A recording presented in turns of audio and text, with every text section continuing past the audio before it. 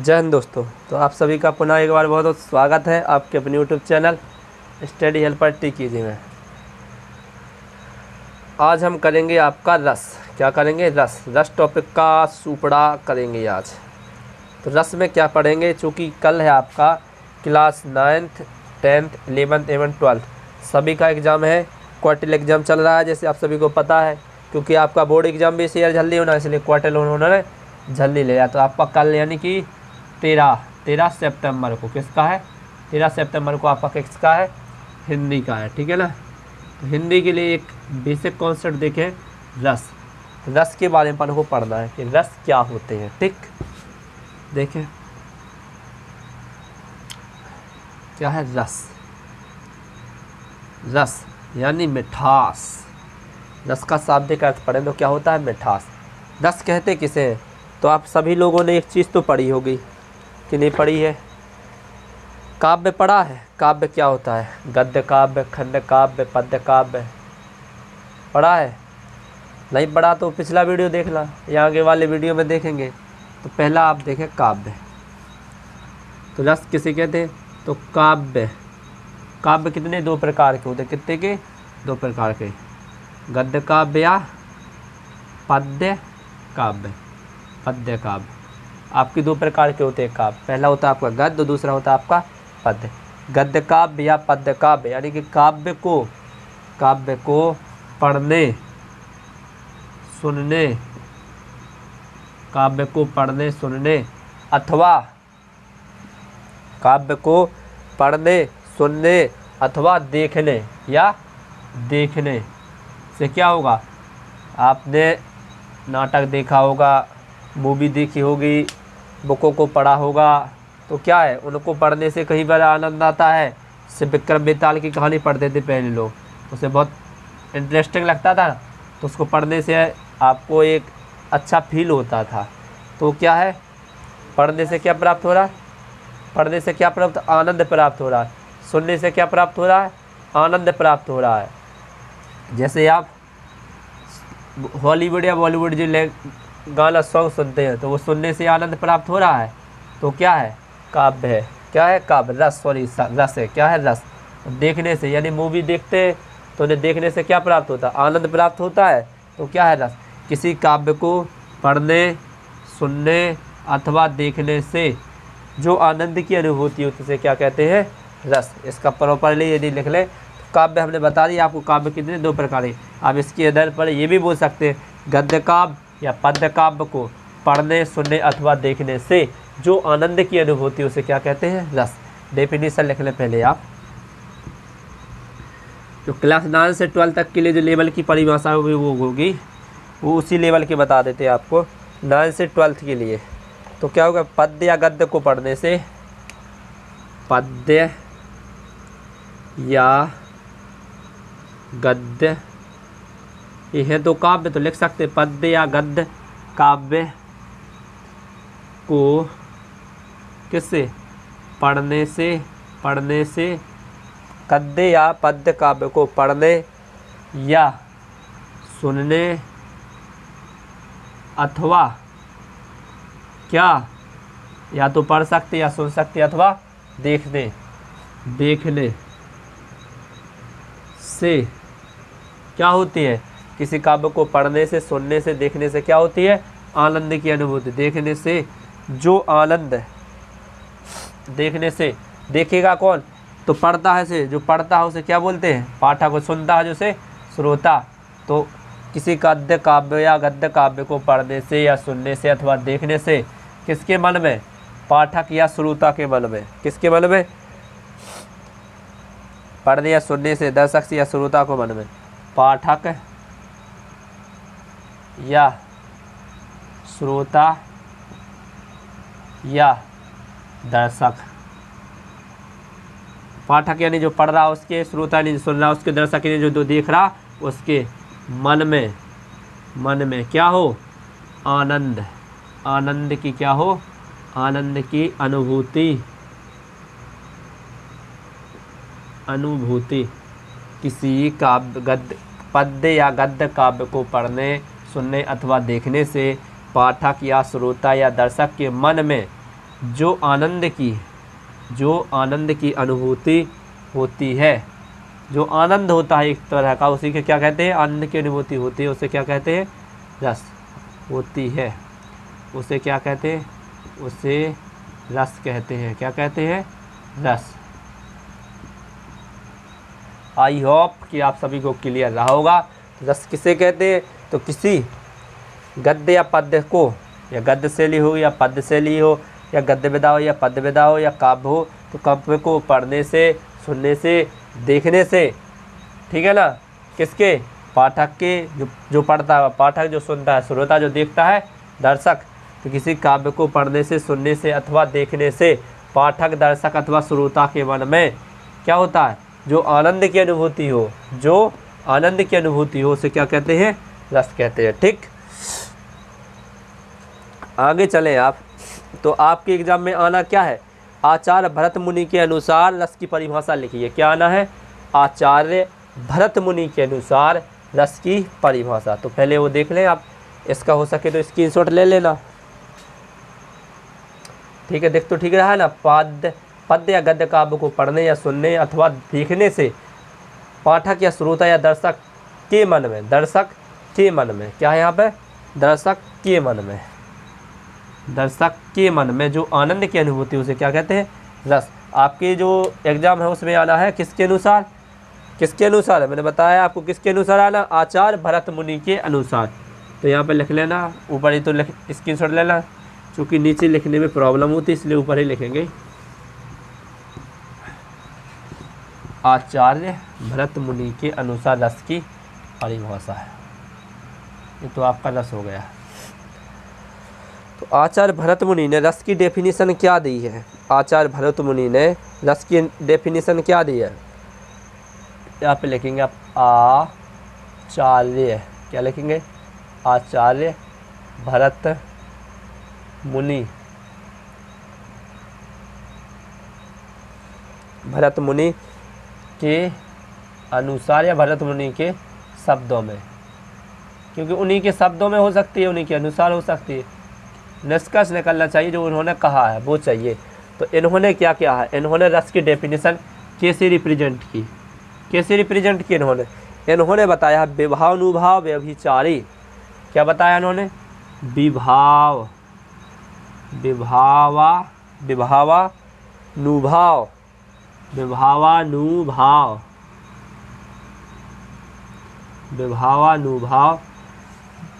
व्यभिचारी, क्या है, व्यभिचारी,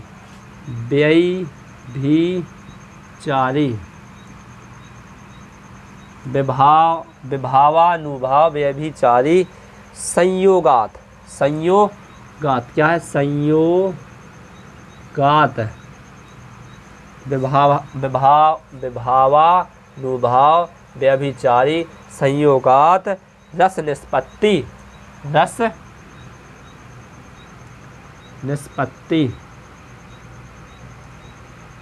या निष्पत्ति, ठीक है ना। तो किसके अनुसार ये किसके अनुसार, ये आपके किसके अनुसार, आचार्य भरत मुनि के अनुसार। आचार्य भरत मुनि के अनुसार रस की परिभाषा क्या होती है, तो आप इसको ये जो इनको क्या बोलते हैं, सिंबल, जो आपके निशान होते हैं, इन्हें यथावत लगाना पड़ेगा, क्योंकि इसको आप चेंजेस नहीं कर सकते। इनका अर्थ क्या होता है कि आप इस परिभाषा से कुछ भी छिड़खानी नहीं कर सकते। तो यहाँ पे एरो जो चिन्ह बता रहे हैं उनका जरूर लगाना। विभावानुभाव व्यभिचारी संयोगात रस निष्पत्ति, किसके अनुसार, ये आचार्य भरत मुनि के अनुसार, ठीक है ना।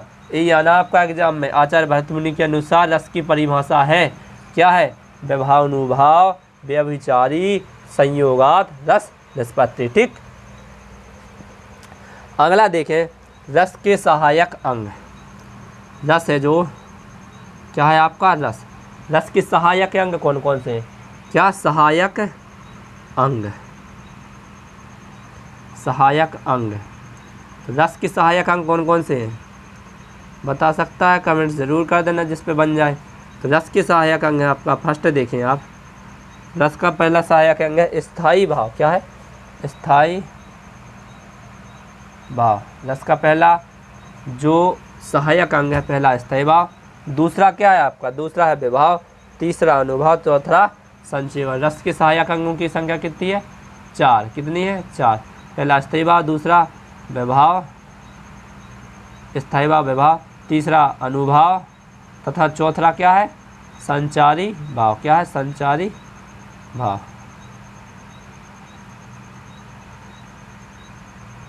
संचारी भाव, ठीक।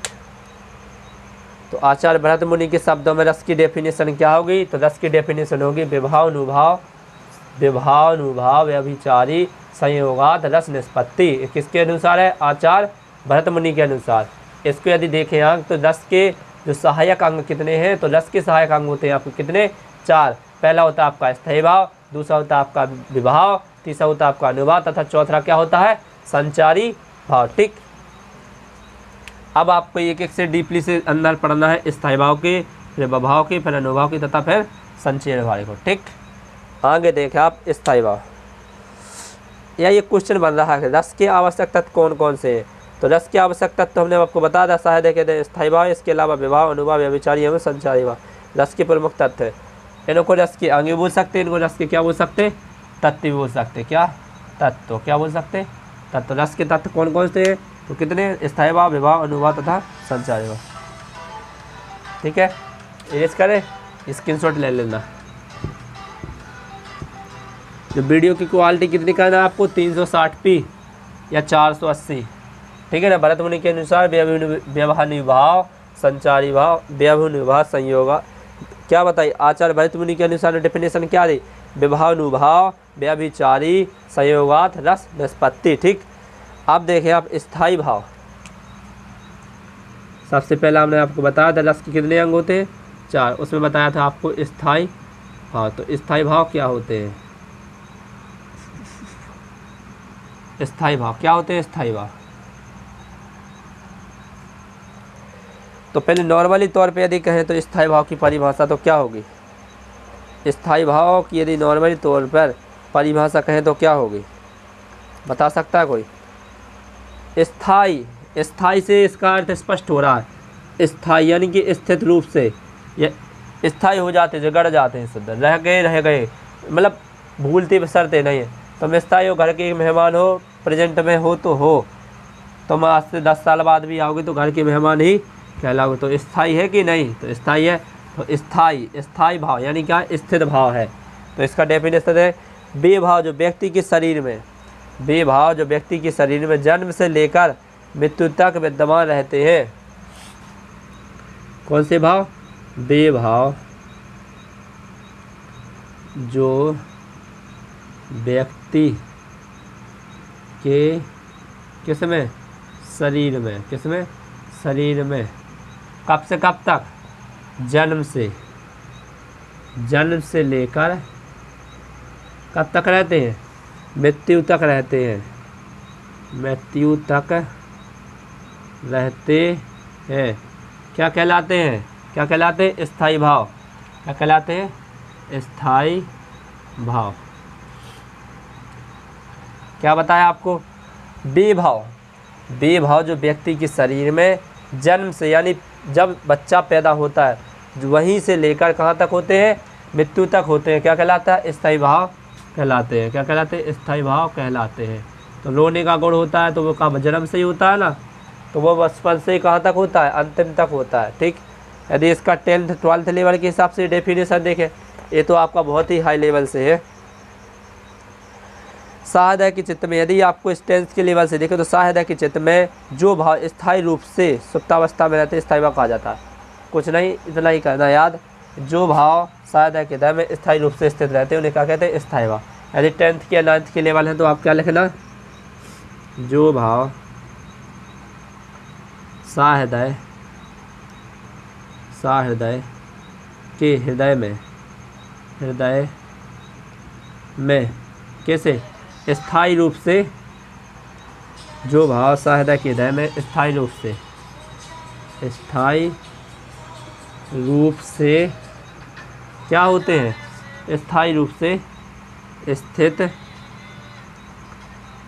रहते हैं, क्या कहलाते हैं, स्थायी भाव कहलाते हैं। ठीक है ना। ये आपका 10th 9th 11th 12th level का है और ये आपका कंपटीशन या कॉम्पिटिटिव लेवल का है। यदि बेभाव जो व्यक्ति के मन में, व्यक्ति के शरीर में कब से, जन्म से लेकर कब तक रहते हैं, मृत्यु तक रहते हैं, क्या कहलाते हैं, स्थायी भाव कहलाते हैं। यदि 10th 12th के लेवल की देखें तो क्या होगा, जो भाव सहृदय में, जो भाव सहृदय में, हृदय में स्थायी रूप से स्थित रहते हैं, बेभाव जो सहृदय के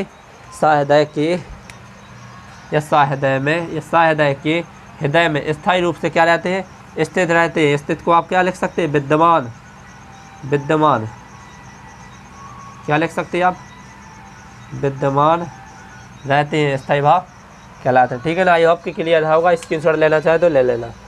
स्थायी भाव कहलाते हैं। स्थायी भाव की बात देखें आप, भरत मुनि के अनुसार स्थायी भाव की संख्या कितनी बताई गई है, जी वाला नहीं आएगा आपका, विद्यमान रहते हैं। अब देखें पहले विभाव, स्थायी भाव की बात देखें। रस देखना तो रस देख ले पहले। तुझे बिन जाने, स्थायी भाव हो गया आपका। स्थायी भाव, विभाव जो व्यक्ति के जन्म से लेकर कब तक रहते हैं, मृत्यु तक रहते हैं, क्या कहलाते हैं, स्थायी भाव कहलाते हैं। ठीक है। स्थायी भाव के बाद है आपका संचारी भाव। क्या है, संचारी भाव। संचारी भाव कैसे कहते हैं, जो क्वेश्चन आपके लेवल के वही बताएंगे। संचारी भाव तो बेभाव क्या भाव है, संचारी भाव की आप डेफिनेशन देना चाहें तो संचारी भाव में लिखना है आप, बेभाव जो नश्वर क्षणिक होते हैं। कैसे होते हैं, क्षणिक। संचारी भाव, इसकी डेफिनेशन में क्या लिखेंगे आप, तो बेभाव, बेभाव जो कैसे हो, बेभाव जो, बेभाव जो कैसे, नश्वर, नश्वर, नश्वर यानी कि क्षणिक होते हैं। कैसे, क्षणिक होते हैं, क्षणिक होते हैं। पेपर में आना भैया, देख ले। बेभाव जो कैसे होते हैं, नश्वर या क्षणिक होते हैं, क्या कहलाते हैं, मनुष्य में शरीर में संचरण करते रहते हैं। मनुष्य के शरीर में क्या कहते हैं, संचरण करते रहते हैं। बेभाव जो नश्वर होते हैं, क्षणिक होते हैं, तथा मनुष्य के शरीर में क्या करते रहते हैं, तथा मनुष्य के शरीर में,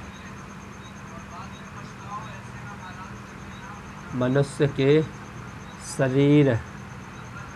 शरीर में क्या, मनुष्य के शरीर में संचरण करते रहते हैं। क्या कहते हैं, संचरण, संचरण करते रहते हैं। क्या करते रहते हैं, संचरण करते रहते हैं। क्या कहलाते हैं, संचारी भाव कहते हैं। क्या कहलाते हैं, संचारी भाव कहलाते हैं।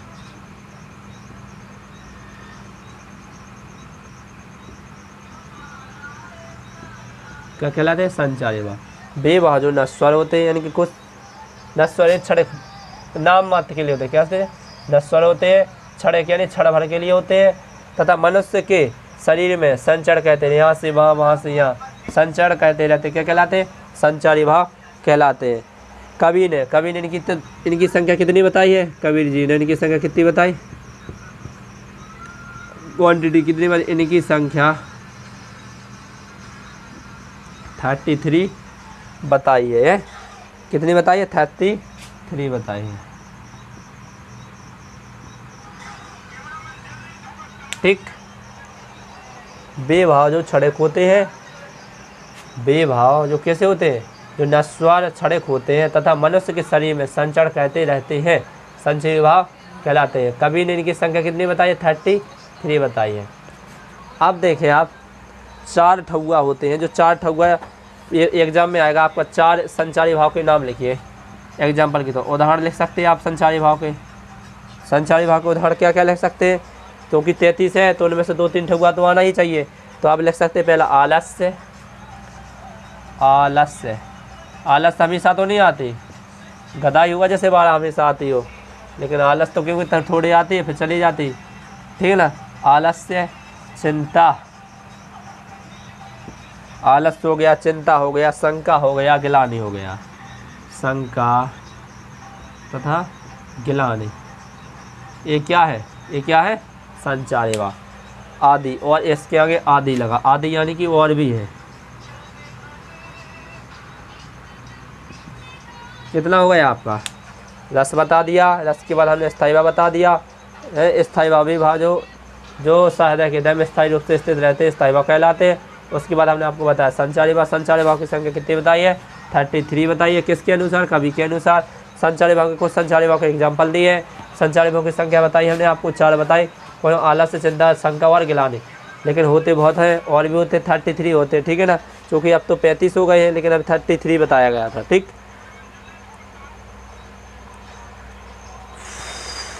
अब पहले आप रस वर्ड देख लें, क्योंकि वीडियो लॉन्ग हो रहा है इसलिए, अगला तो आप बाद में करेंगे, कुछ और देख लीजिए पहले रस। क्या है रस, वीर भयानक रौद्र रस। रस की डेफिनेशन तो हो गई थी। विभाव देखना है, विभाव चूँकि इतना नहीं आपका डिपली से पूछा जाएगा, कम पूछा जाना, तो पहले रस देख लें। संचारी भाव आएगा और स्थायी भाव आया, विभाव नहीं आता।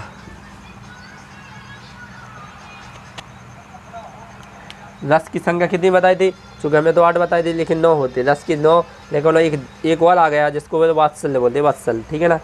तो पहले तो इसका ट्रिक से पहले याद कर लेना, 10 की रसों की संख्या कितनी है, 10। अभी MP बोर्ड की लेवल में जो एग्जाम में आना कितना बताना, 10। तो ट्रिक क्या है, वीर भयानक रौद्र रस, वीर भयानक रौद्र रस, करुण हास्य श्रृंगार, अद्भुत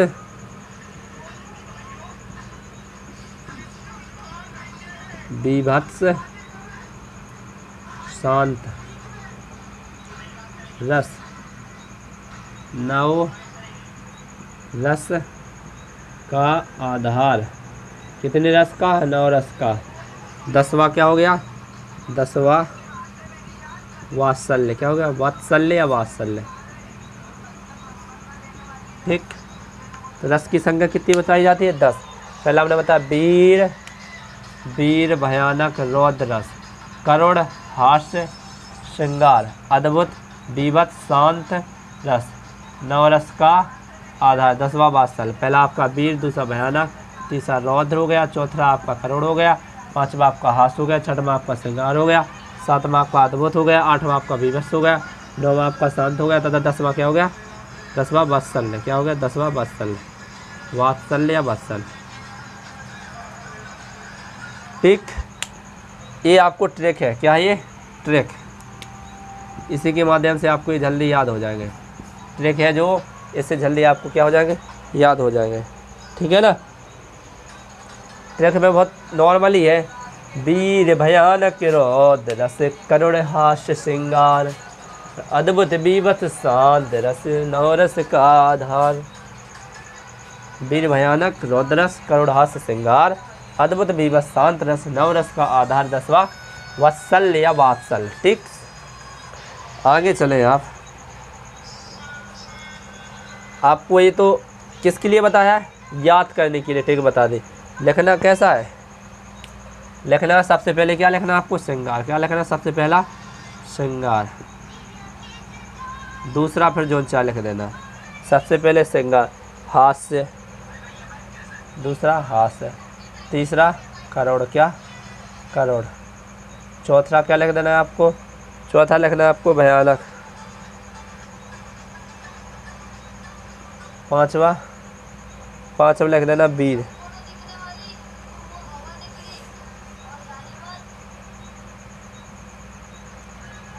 छठवा लिखना बीभत्स, क्या वीर भत्स, बीभत्स।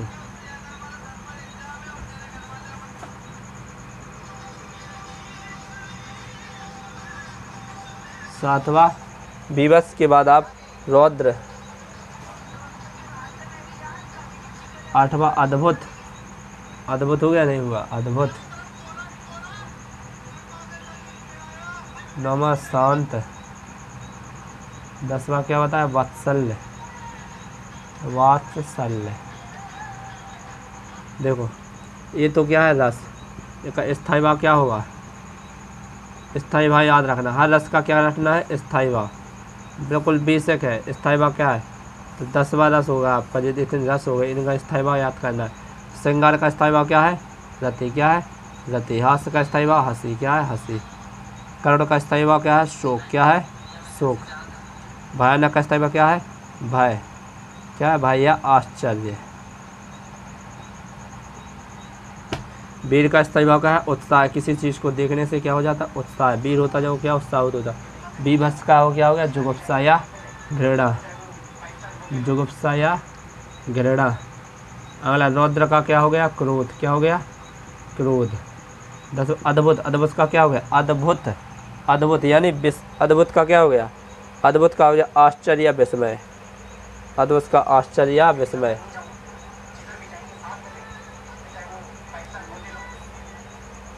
और इसको हमने भयानक का क्या बताया? भयानक क्या होगा? केवल भयानक का भय होगा, आश्चर्य नहीं हो जाएगा। अद्भुत का होगा आश्चर्य। क्या होगा? आश्चर्य। आश्चर्य, विस्मय। क्या? विस्मय। शांत का क्या होगा? निर्वेद। क्या होगा? निर्वेद। वात्सल्य क्या क्या होगा? वत्सल्य। वत्सल्य का है स्नेह। क्या हो गया? स्नेह। ठीक। सबसे पहला वीर, भयानक रौद्रस, करुण हास्य श्रृंगार, अद्भुत बीभत्स शांतरस, नवरस का आधार 10वां वात्सल्य। ठीक। इसको ट्रैक हो गया। ट्रैक के बाद हमने आपको रसों का अंग बताए। सबसे पहला आपका श्रृंगार। श्रृंगार का स्थायी भाव क्या होता है? रति। दूसरा होता है हास्य। हास्य का स्थायी भाव क्या होता है? हंसी। तीसरा आपका करुण। करुण का स्थायी भाव क्या होता है? शोक। चौथा आपका भयानक। भयानक का स्थायी भाव भय। पांचवा आपका वीर। वीर का स्थायी भाव उत्साह। छठवां आपका बीभत्स। बीभत्स का स्थायी भाव जुगुप्सा या घृणा। सातवां आपका रौद्र। रौद्र का स्थायी भाव क्रोध। अद्भुत। अद्भुत का स्थायी भाव आश्चर्य या विस्मय। नौवां आपका शांत। शांत का स्थायी भाव निर्वेद। तथा 10वां वात्सल्य का स्नेह। स्नेह को आप क्या लिख सकते हैं? प्रेम। प्रेम। क्या लिख सकते हैं? प्रेम। मोहब्बत। मोहब्बत। प्यार। सब धोखा है।